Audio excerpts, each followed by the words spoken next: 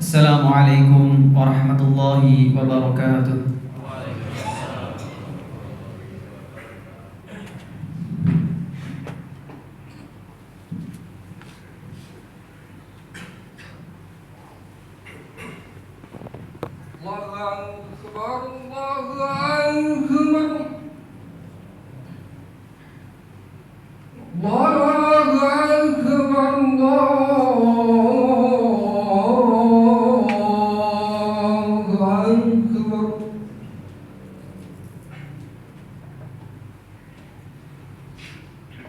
أشهد أن لا إله إلا الله.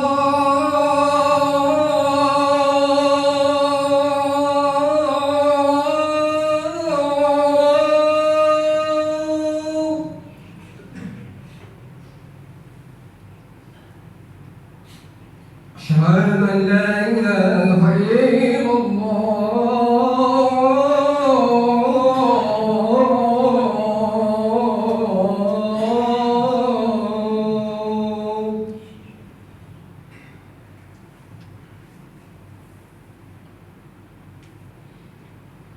أشهد أن محمدا رسول الله.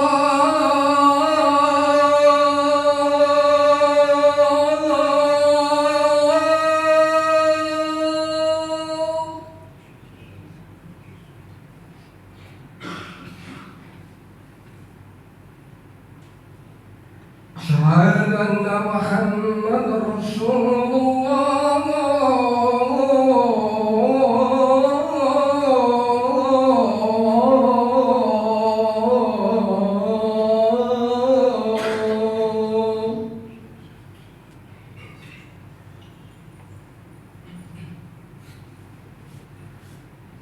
حي على الصلاة.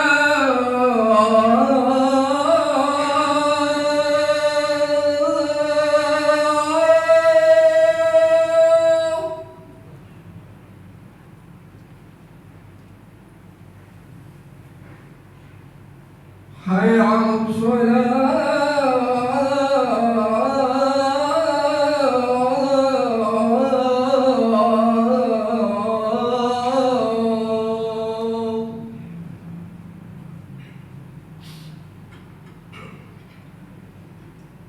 حي على الفلاح.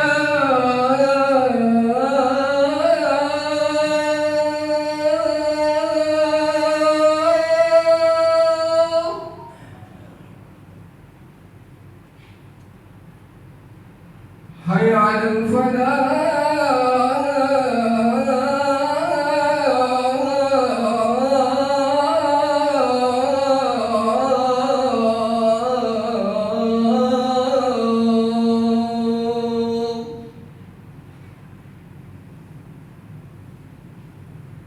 الله أكبر الله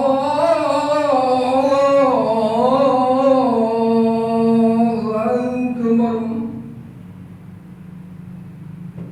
لا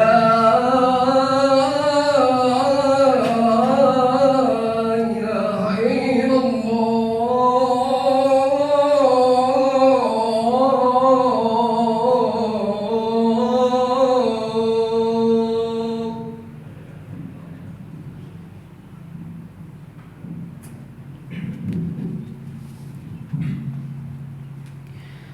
Innal hamdalillah nahmaduhu wa nasta'inuhu wa nastaghfiruh wa na'udzu billahi min shururi anfusina wa min sayyiati a'malina. May yahdihillahu fala mudilla lahu wa may yudlil fala hadiya lahu. Wa asyhadu an la ilaha illallah wahdahu la syarika lahu wa asyhadu anna Muhammadan 'abduhu wa rasuluh. Allahumma shalli wa sallim wa barik ala Muhammad kama barakta ala Ibrahim wa ala ali Ibrahim wa barik ala Muhammadin kama barakta ala Ibrahim wa ala ali Ibrahim. Qala ta'ala ya ayyuhalladzina amanu taqullaha haqqa tuqatih wa la tamutunna illa wa antum muslimun. Wa qala ta'ala ya ayyuhan nasu taqu rabbakumul ladzi khalaqakum min nafsin wahidah wa khalaqa minha zawjaha wa batha minhuma rijalan katsiran wa nisaa'a wattaqullaha alladzi tasaaluna bihi wal arham innallaha kana 'alaikum raqiba. Wa وقال تعالى يا أيها الذين آمنوا اتقوا الله وقولوا قولا سديدا يصلح لكم أعمالكم ويغفر لكم ذنوبكم ومن يطع الله ورسوله فقد فاز فوزا عظيما أما بعد. Hadirin sidang Jumat rahimani wa rahimakumullah, marilah pertama-tama kita selalu panjatkan puja-puji syukur kita atas kehadirat Allah Subhanahu wa taala dan atas segala nikmat-nikmat Allah yang telah berikan kepada kita, yang dikatakan bahwasannya wa in ta'uddu ni'matallahi la tuhsuha. Jika engkau berusaha untuk menghitung nikmat Allah, maka engkau tidak akan mampu untuk menghitungnya. Kemudian salawat serta salam semoga selalu tercurahkan atas baginda Nabi besar Muhammad sallallahu alaihi wasallam, yang dimana dengan perantara beliaulah agama Allah dapat dimengerti oleh kita para manusia yang ada di sini.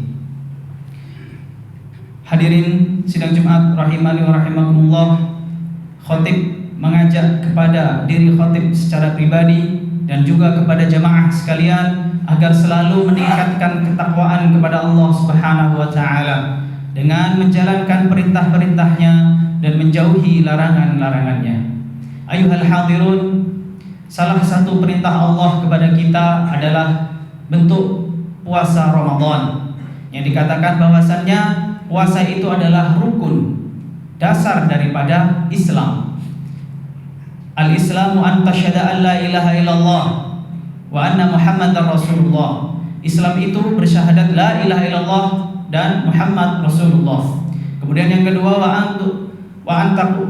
antuqimas shalah, dan hendaknya engkau menegakkan salat, wa tu'tiyaz zakah, dan membayar zakat, wa tasuma Ramadan wa tahujjal bait, dan berpuasa Ramadan dan berhaji di Baitullah bila mampu. Allah menjadikan puasa pada bulan Ramadan adalah salah satu dari rukun keislaman seseorang. Jadi Islam itu bisa dinilai dari 5 hal, dan salah satunya adalah bentuk puasa di bulan Ramadan. Walaupun ya jamaah, terkadang kita tahu perintah Allah itu berat untuk kita. Perintah Allah itu bertentangan dengan jiwa dan hawa nafsu kita. Inna nafsa la ammaratun bisu.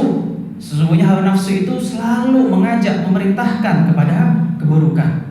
Itu adalah dasar daripada jiwa kita. Tetapi kita harus perlu tahu bahwasannya setiap kali Allah memerintahkan sesuatu, setiap kali Allah melarang sesuatu, itu ada hikmah yang terbaik untuk manusia. Maka dikatakan bahwasannya hukum Allah adalah hukum yang terbaik untuk para manusia. Dan tema kita pada hari ini insyaallah, karena kita akan mendekati pada bulan Ramadan, kita akan membahas yaitu qiyamul Ramadan, atau disebut dengan sholatul tarawih. Dikatakan bahwasannya tarawih itu secara bahasa bermakna dari kata roha, asalnya dari kata roha, artinya istirahat. Maksudnya seperti apa? Praktiknya pada zaman Nabi Shallallahu Alaihi Wasallam dahulu, ketika Nabi Shallallahu Alaihi Wasallam sholat malam, ketika pada bulan Ramadan beliau pernah sholat malam di masjidnya, sehingga para sahabat mengikuti beliau di belakangnya. Dan bentuk sholatnya, setelah 2 rakaat beliau istirahat, setelah 2 rakaat beliau istirahat. Makanya dikatakan at-tarawih, ada istirahat di sela-sela antara sholat. Kemudian apa keutamaan daripada sholat tarawih ini? Dikatakan oleh Nabi Shallallahu Alaihi Wasallam bahwasannya man qama ramadhana imanan wa ihtisaban ghufira lahu ma taqaddama min dhanbihi. Itu kata Nabi sallallahu alaihi wasallam. Man qama Ramadan, barang siapa yang qama Ramadan, qiyamul lail pada bulan Ramadan, imanan wa ihtisaban, dalam keadaan beriman dan dalam keadaan mengharapkan pahala dari sisi Allah Subhanahu wa taala, ghufira lahu ma taqaddama min dhanbihi, maka dia akan diampuni dosa-dosanya oleh Allah dari dosa yang sebelumnya. Di sini kita tahu bahwasannya dalam hadis lain bahwasan dikatakan syahrul Ramadan syahrul maghfirah, syahrul Ramadan syahrul rahmah. Bulan Ramadan itu adalah bulan pengampunan. Bulan Ramadan adalah bulan kasih sayang. Ini adalah salah satu bentuk kasih sayang Allah Subhanahu wa taala. Dipisahkan. Jadi dalam hadis ini dikatakan bahwasanya qama Ramadan, Qiyamul Lail pada bulan Ramadan dipisahkan daripada puasanya. Jadi kita tahu bahwasannya orang yang Qiyamul Lail pada bulan Ramadan kemungkinan akan mendapatkan maghfirah dari Allah Subhanahu wa taala. Dan kalau kita tahu bahwasannya bulan Ramadan itu bukan hanya ada tarawih, tapi ada puasa dan dilipat gandakan amal-amal yang lain. Berarti banyak pintu-pintu yang di dalamnya ada ampunan dari Allah Subhanahu wa taala. Dan dikatakan dalam hadis lain dari Nabi sallallahu alaihi wasallam bahwasannya innallaha tabaraka wa taala farada siyama ramadhana alaikum wa sunna alaikum qiyamuhu faman shamahu wa qamahu imanan wa ihtisaban kharaja min dunubihi kayauma waladathu ummuhu. Jadi innallaha tabaraka wa ta'ala, sesungguhnya Allah yang maha memberkahi dan yang maha tinggi, farada siyama ramadhana, Allah itu mewajibkan puasa Ramadan bagi kalian, wa sunna lakum qiyamuhu, dan mensunnahkan untuk qiyam Ramadan atau salat tarawih. Faman shamahu wa qamahu, barang siapa yang berpuasa pada bulan Ramadan dan barang siapa yang menjalankan qiyam Ramadan atau salat tarawih imanan wa ihtisaban, dalam keadaan beriman dan dalam keadaan meminta pahala atau mengharapkan pahala kepada Allah Subhanahu wa taala, kharaja min dunubihi, maka dia akan keluar dari dosa-dosanya kayaumi waladathu ummuhu, sebagaimana hari di mana dia dilahirkan. Manusia baru lahir itu tidak ada dosa sama sekali. Kullu mauludin yuladu 'alal fitrah. Setiap anak Adam yang dilahirkan itu dilahirkan atas fitrah, kesuciannya, enggak ada dosa.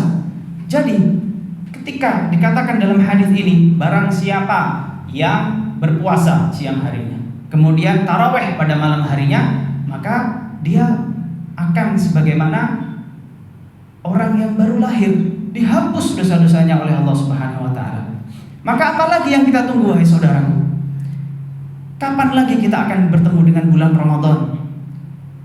Umur kita tidak ada yang tahu. Dan di depan mata kita beberapa hari lagi dalam hitungan jari kita akan menghadapi bulan Ramadan, di mana yang kita berpeluang dengan peluang yang sangat besar akan diampuni dosa-dosa kita oleh Allah Subhanahu wa taala. Maka jangan bermalas-malas. Harus semangat untuk menyambut bulan Ramadan dengan beribadah yang maksimal di dalamnya. Kemudian tarawih ini, wahai saudaraku,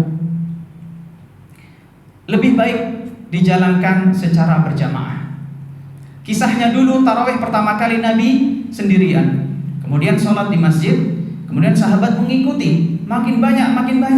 Kemudian karena Rasulullah takut bahwasanya orang-orang nanti menganggap bahwasanya qiyam Ramadan itu wajib. Karena takut seperti itu, Rasulullah kembali sholat malamnya di rumahnya lagi. Nah, kemudian setelah beliau meninggal, sunnah ini dihidupkan oleh Umar radhiyallahu anhu. Beliau mengajak semua kaum muslimin untuk duduk dan sholat di masjid bersama-sama dengan seorang imam dalam sholat tarawih, sehingga sampai sekarang kita menjalankannya. Boleh untuk sholat sendiri, boleh. Namun ingat hadis Nabi SAW bahwasannya sholatul jama'ati afdalu min sholatil fadhi bisab'in wa ishrina darajah. Sholatul jamaah, sholat secara berjamaah. Nah, hadisnya ini umum. Sholat berjamaah baik yang sunnah maupun yang enggak. Intinya di sini kalau Ramadan, qiyam Ramadan atau sholat tarawih itu dengan jamaah, maka masuk dalam hadis ini.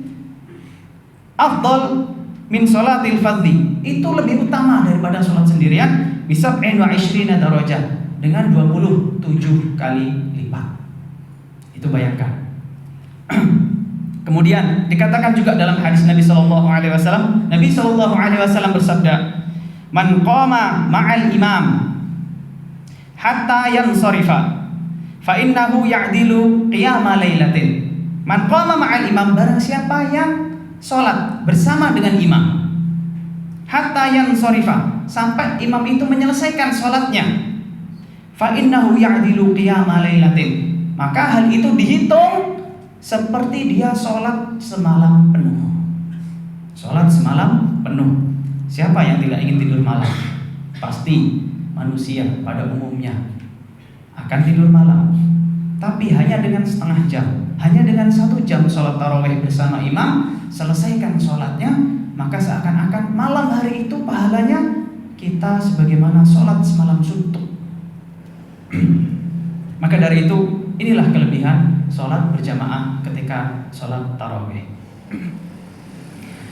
Kemudian yang perlu kita ketahui selanjutnya adalah waktu untuk sholat tarawih. Dikatakan kalau di dalam madhab Maliki, sholat tarawih itu seperti waktu witir. Seperti waktu witir. Jadi witir itu boleh dimulai setelah isya sampai sebelum fajar.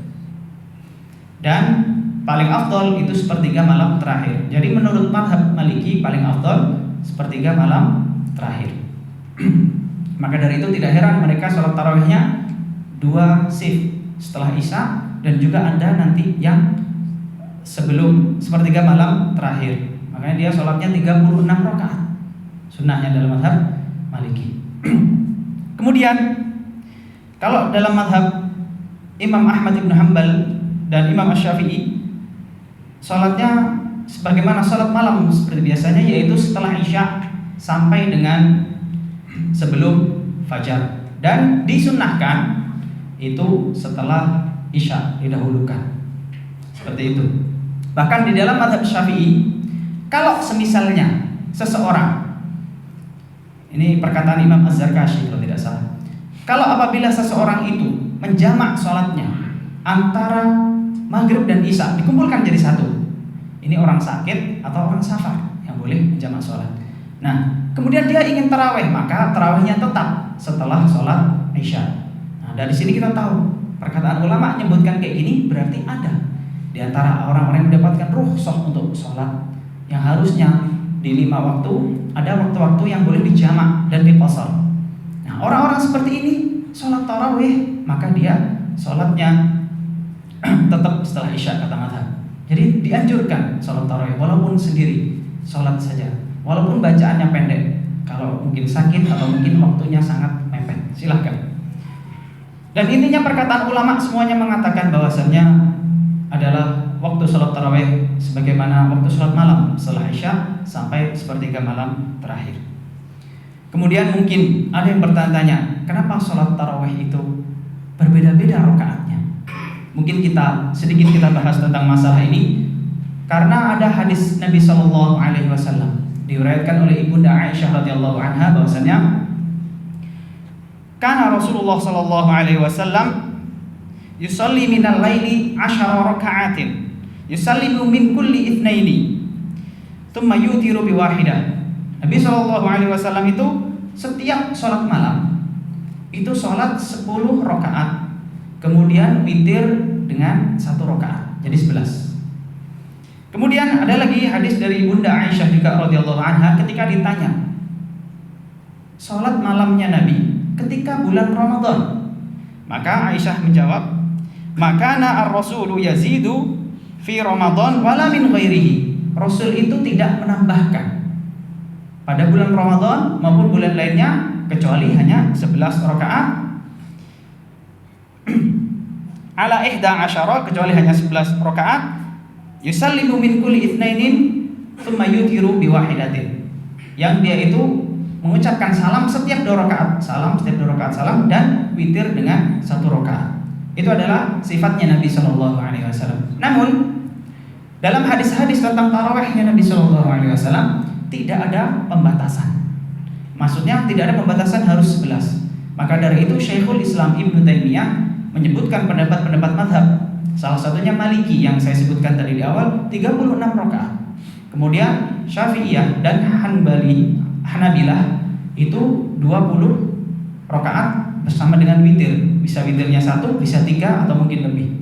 Intinya sholat tarawih itu adalah seperti sholat malam yang lain. Jadi sholat malam pun tidak ada pembatasan sebenarnya. Tidak ada pembatasan. Namun memang Nabi melakukan 11, tapi tidak ada pembatasan. Dan hal ini boleh dilakukan mengikuti pendapat-pendapat para ulama yang sudah ada dan juga disesuaikan untuk mura'atu ahwalin nas. Yang paling penting menjaga keadaannya manusia. Karena kalau kita lihat sifat sholatnya Nabi SAW, walaupun kita katakan Nabi itu sholatnya cuma 11, iya, tapi Nabi sholat malam. Ada sebuah riwayat, kemudian dia sholat malam sendiri. Ibnu Mas'ud pengen sholat ngikut Nabi, ingin jadi jamaahnya. Beliau sholat di samping kirinya pertama, kemudian ditarik oleh Nabi SAW, diletakkan di sebelah kanannya. Kata Ibnu Mas'ud, Rasulullah setelah Al-Fatihah membaca surat Al-Baqarah mulai dari Alif Lam Mim. Ibnu Mas'ud mengira bahwasanya Rasulullah akan rukuk pada ayat ke-100. Setelah sampai ayat ke-100, apa yang dilakukan Nabi? Baca lagi. Oh, mungkin ayat 200. Setelah sampai ayat ke-200, Nabi baca lagi. Sampai Ibnu Mas'ud itu kakinya pegel, sakit. Wah, kalau begini gimana ya, Pak? Saya batalkan aja. Ada terbesit niat seperti itu karena nggak kuat. Tapi kemudian dia dilanjutkan. Sholat lagi sampai selesai baca Al-Baqarah. Kata Ibnu Mas'ud, mungkin setelah ini beliau langsung rukuk. Ternyata Rasulullah sambung pada surat setelahnya. 3 surat panjang pertama itu dibaca oleh Nabi dalam 1 rakaat. Tapi ini Nabi ketika sholat sendirian. Dan kita mungkin kalau menjadi imam di luar, menjaga juga keadaan orang-orang yang mungkin orang-orang itu keadaannya lelah atau waktu mereka sedikit, sehingga menyesuaikan bacaannya dengan keadaan mereka. Namun yang paling afdal kalau bisa sebenarnya sholat malam itu adalah panjang, karena bacaan di dalam Al-Quran ketika sholat itu dihitung 10 kali lipat daripada bacaan di luar sholat. Aqulu ma sami'tum wastaghfiruhu innahu huwal ghafurur rahim.